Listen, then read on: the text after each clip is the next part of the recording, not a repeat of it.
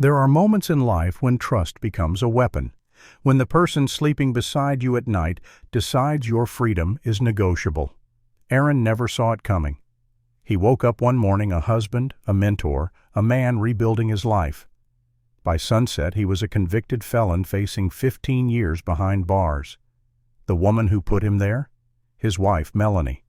She sat in that courtroom, looked him in the eyes, and sealed his fate with a testimony so calm it felt rehearsed.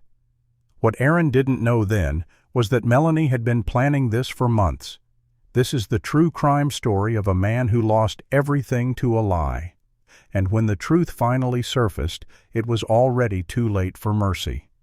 This case asks a question most of us hope we never have to answer.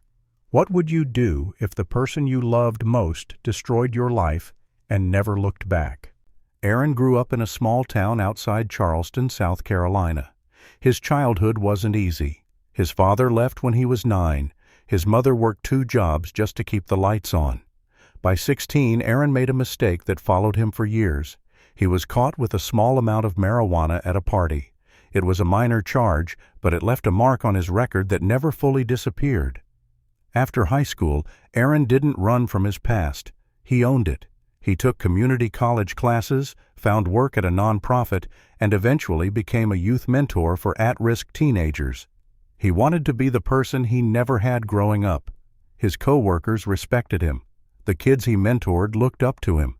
Aaron had rebuilt his life from the ground up, and he was proud of it. That's when he met Melanie. She was 23, soft-spoken, intelligent, and deeply rooted in her faith. She grew up in a strict religious household where expectations were clear and deviation was not tolerated. Her family believed in traditional values, and Melanie had spent most of her life trying to meet those expectations. She and Aaron met at a church event. Their relationship moved quickly. Within a year, they were married. At first, things seemed good. Aaron was attentive. Melanie was supportive. They talked about starting a family one day, maybe moving to a bigger city. But somewhere around their 2nd year of marriage, something shifted. Melanie became distant. She stopped asking Aaron about his day. She stopped making plans with him. She spent more and more time at work, coming home late without explanation. Aaron noticed, but he didn't push. He figured she was stressed, maybe overwhelmed. What Aaron didn't realize was that Melanie had formed a close friendship with a coworker named Jessa. Jessa was an ER nurse, confident and assertive in ways Melanie admired. They started spending lunch breaks together, then after-work coffee, then weekend trips Melanie didn't mention to Aaron. Their friendship deepened into something Melanie couldn't name at first. Or maybe she could, but she was too afraid to admit it. Melanie had grown up in a world that didn't allow space for questions about identity or desire. Her family's expectations weighed on her constantly. She felt trapped between who she was supposed to be and who she was becoming. And instead of confronting that internal conflict, she began to project her guilt onto Aaron. She convinced herself he was the problem, that he was holding her back. That if she could just get away from him, everything would make sense. Before we continue, let us know in the comments where you're watching from. We'd love to hear from you, and if you're new here, click on the subscribe button so you never miss any of our upcoming videos. Now, let's get back to the story. Aaron started noticing the changes more clearly. Melanie was evasive when he asked about her day. She avoided eye contact. She stayed late at the hospital even on nights when her shift ended hours earlier. One evening, Aaron asked her directly if something was wrong. She looked at him with an expression he couldn't read and said, "I'm fine. You're imagining things." That was the last real conversation they had. Around this time, something else happened. A co-worker of Aaron's, a young woman named Tasha, had been having trouble at home. Her boyfriend had left her, and she was struggling to make rent. Aaron, being the kind of person he was, offered to help. He gave her a ride to work a few times when her car broke down. He lent her some money to cover groceries. It was nothing romantic, nothing inappropriate. But to someone looking for an excuse, it could be misread. Melanie heard about it, not the full story, just fragments. Someone at Aaron's workplace mentioned seeing him with Tasha. Someone else made a joke about how much time they were spending together. Melanie didn't ask Aaron for clarification. She didn't confront him. Instead, she took that rumor and let it become her justification. In her mind, Aaron was cheating. And if he was cheating, then she didn't owe him honesty. She didn't owe him loyalty. She owed him nothing. Jessa became the person Melanie confided in. But Jessa didn't just listen. She encouraged Melanie to think about what she wanted, to imagine a life where she didn't have to hide who she was. And somewhere in those conversations, a darker idea took shape. Melanie didn't just want to leave Aaron, she wanted to erase him from her life completely. She wanted a clean break with no questions, no custody battles, no shared property. She wanted him gone in a way that wouldn't bring shame to her family or suspicion to herself. Jessa knew people. She worked in emergency medicine, which meant she crossed paths with all kinds of individuals. One of those individuals had connections to the kind of people who could get things that weren't supposed to be easy to get. Melanie didn't ask too many questions. She just said she needed help removing a complication, and Jessa made it happen. Melanie had a spare key to Aaron's car. He'd given it to her years ago for emergencies. She used that key one afternoon while Aaron was at work. She opened the trunk, placed a bag inside, and locked it again. The bag contained substances that would guarantee a felony charge if discovered. Melanie didn't handle it herself. She didn't need to. Jessa's contact had taken care of everything. 1 week later, an anonymous tip was called into the local narcotics task force. The caller reported suspicious activity involving Aaron's vehicle. Investigators took the tip seriously. Aaron had a prior charge on his record, which made him a person of interest. When he was pulled over after work one evening, the officers asked to search his car. Aaron agreed. He had nothing to hide, or so he thought. They found the bag in the trunk. Aaron's face went pale. He told the officers he had no idea how it got there. He insisted it wasn't his. But his words didn't matter. The evidence was physical, undeniable. He was arrested on the spot. By the time Melanie arrived at the station, Aaron was already in handcuffs. She looked devastated. She cried. She asked the officers if there had been some mistake. But when they questioned her privately, her story subtly shifted. She didn't accuse Aaron outright. She was smarter than that. Instead, she said things like, "I was worried he might be struggling again," or, "I noticed he'd been acting different lately." Her words were carefully chosen. She painted a picture of a man slipping back into old habits, a man she had tried to help but couldn't save. The prosecutors loved her. She was credible, sympathetic, and cooperative. Aaron's defense attorney barely stood a chance. The trial lasted 3 weeks. The prosecution built their case around Aaron's prior record and Melanie's testimony. They argued that Aaron had never truly reformed, that he'd been hiding his criminal behavior behind a respectable facade. Aaron's lawyer tried to argue that the evidence had been planted, that there was no proof Aaron had purchased or possessed those substances. But without a credible alternative suspect, the jury wasn't convinced. Melanie took the stand on the 8th day of the trial. She wore a modest dress, no makeup, her hair pulled back. She spoke softly but clearly. She described Aaron as a man she had loved but had grown to fear. She said she had suspected something was wrong but didn't want to believe it. When the prosecutor asked if she thought Aaron was guilty, she paused, looked down, and said, "I think he needs help." It was a perfect performance. Aaron sat in that courtroom and watched the woman he had trusted destroy him. He didn't yell. He didn't cry. He just stared at her, trying to understand how this was happening. The jury deliberated for 2 days. When they returned, the verdict was clear. Guilty on all counts. Aaron was sentenced to 15 years in a state correctional facility. Melanie left the courtroom without looking back. Prison is not a place designed for reflection. It's designed to break you. Aaron spent his first year in survival mode. He kept his head down, avoided trouble, and tried to make sense of what had happened. He wrote letters to Melanie at first, asking her to tell the truth, to reconsider, to help him. She never responded. After a year, he stopped writing. The days blurred together. Aaron worked in the prison laundry, attended GED tutoring sessions, even though he already had his diploma, and spent hours in the library. He read everything he could find: philosophy, history, legal theory. He studied cases of wrongful conviction, false testimony, and prosecutorial misconduct. He became obsessed with understanding how the system had failed him, or maybe how he had failed himself by trusting the wrong person. In his 5th year, Aaron's mother died. She had been his only regular visitor. She believed in his innocence until the end. Aaron requested permission to attend her funeral. His request was denied due to security protocols. That loss broke something inside him. He stopped talking to other inmates. He stopped participating in group activities. He became a ghost, moving through the prison without presence or purpose. By year 9, Aaron had transformed. Not in the way the prison system intended, but in a darker, quieter way. He no longer thought about proving his innocence.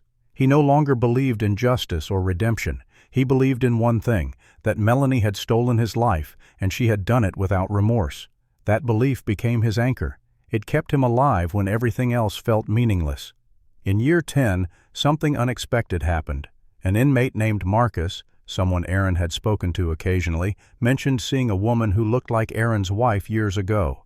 Marcus had been arrested in Georgia before being transferred. He remembered because the woman had been with another woman, and they seemed close, more than close.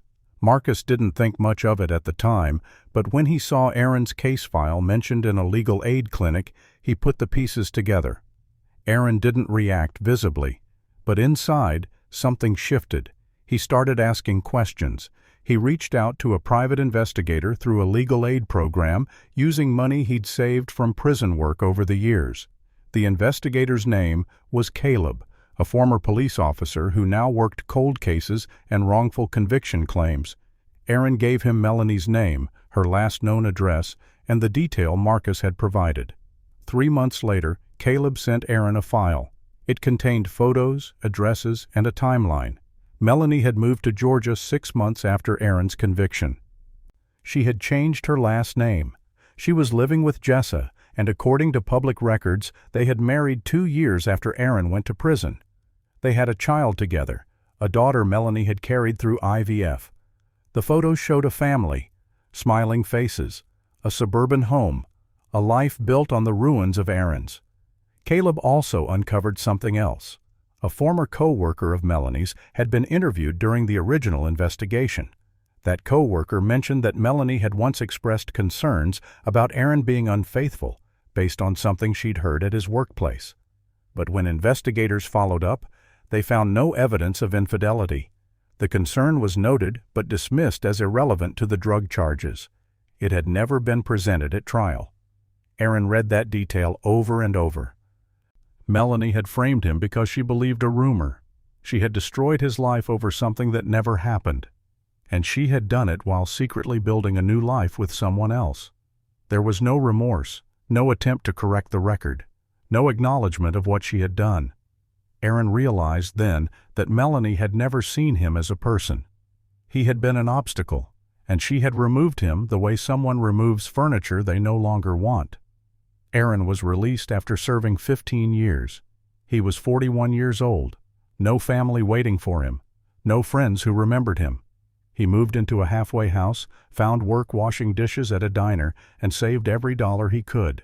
He wasn't planning a future. He was planning an ending. 6 months after his release, Aaron took a bus to Georgia. He had Melanie's address memorized.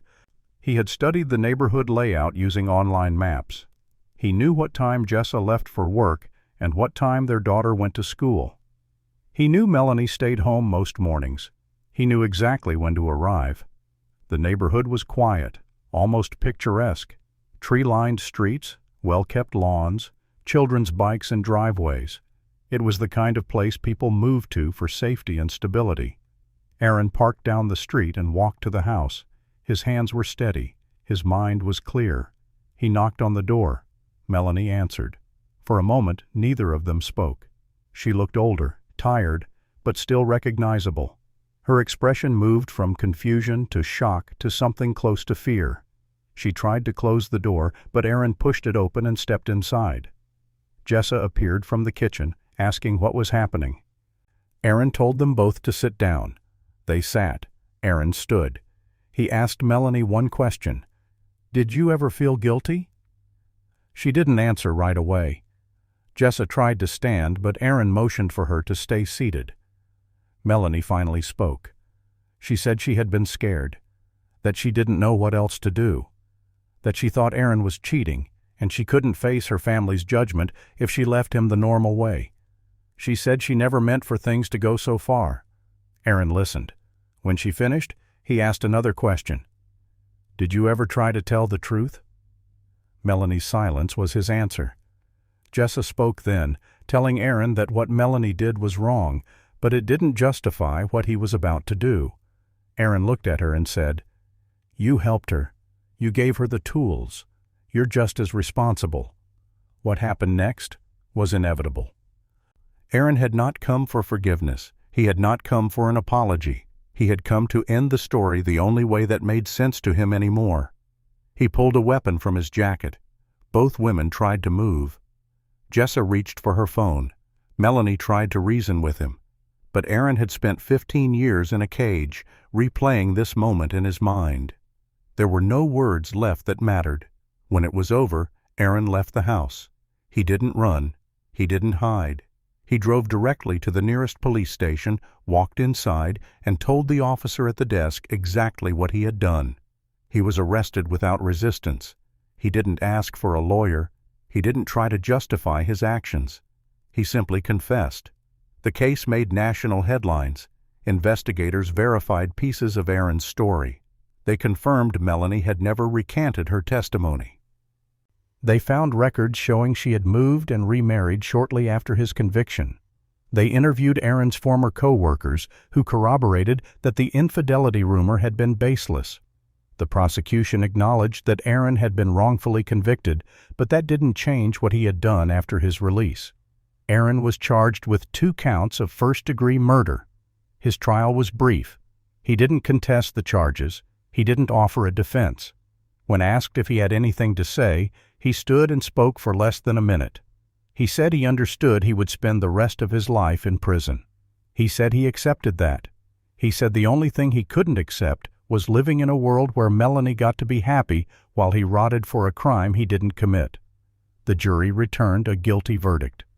Aaron was sentenced to life imprisonment without the possibility of parole. He showed no emotion when the sentence was read. Melanie's family released a brief statement expressing grief and asking for privacy. Jessa's family did the same.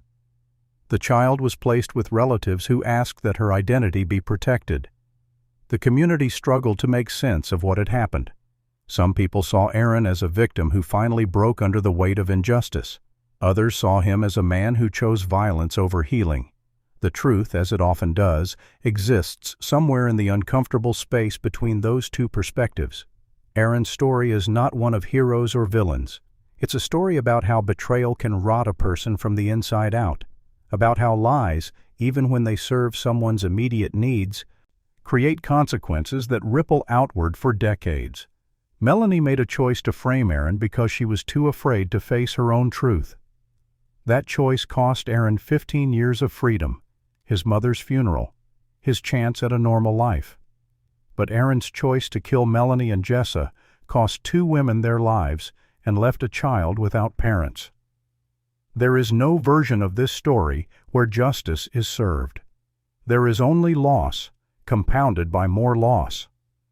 Psychologists who studied the case noted that Aaron displayed signs of prolonged trauma and emotional detachment consistent with long-term incarceration. His lack of remorse after the murders suggested he had rationalized his actions as a form of balance, a correction of an unjust world. But rationalization doesn't equal justification. Aaron knew what he was doing. He chose it anyway. This case forces us to confront uncomfortable questions. How do we measure the damage of a lie? How do we weigh 15 years of stolen life against 2 lives taken? What do we owe to people who wrong us?